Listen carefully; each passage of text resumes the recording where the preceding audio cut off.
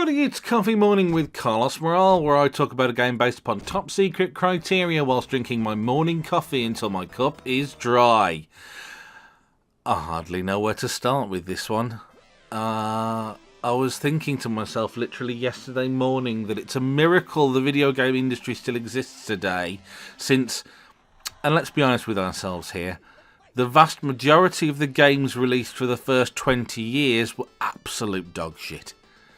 Yeah, we might still be playing Pac-Mans and Star Invasions in one form or another, and that Martin the Plumber game seems to remain fairly popular, but that's only remembering the good stuff. The playable stuff. The games that captured the imagination.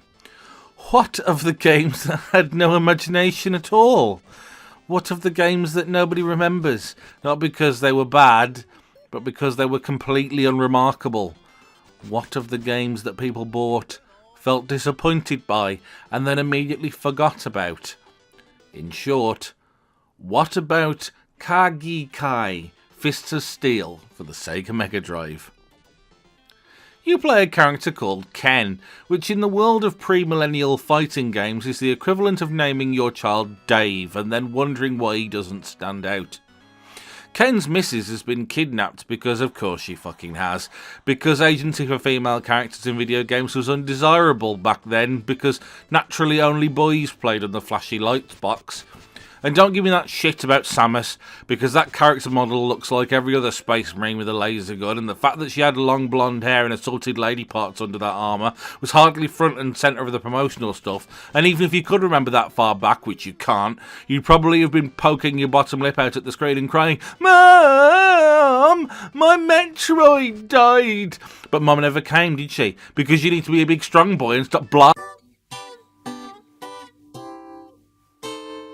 Ken has to light punch, strong punch, dodge and jump his way up 9 floors of assorted goons and boss characters in order to presumably be reunited with his lost love.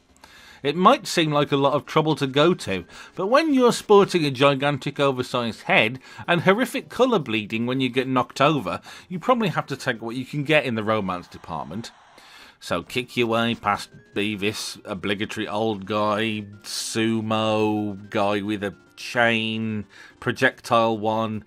Actually, I'm just making these up now, but there's so little thought here that I just assume it'll be the usual suspects. One moment and I'll check it out.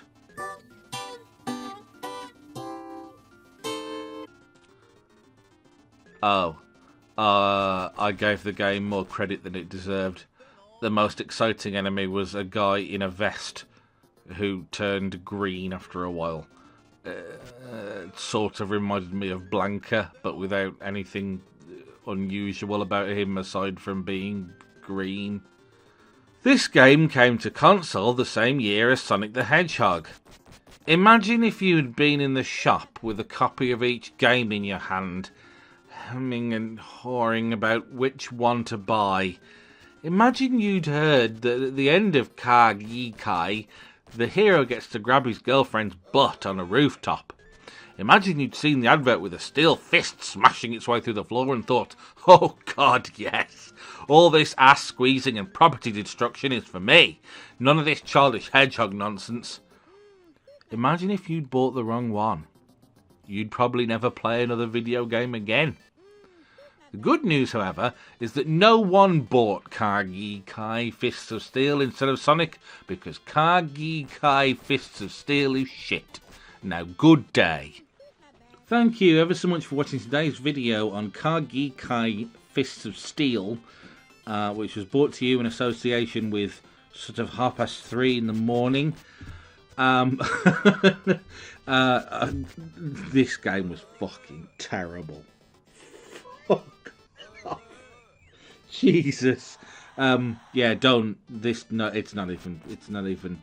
I trust that you've enjoyed watching this video, and I hope to see you again next time.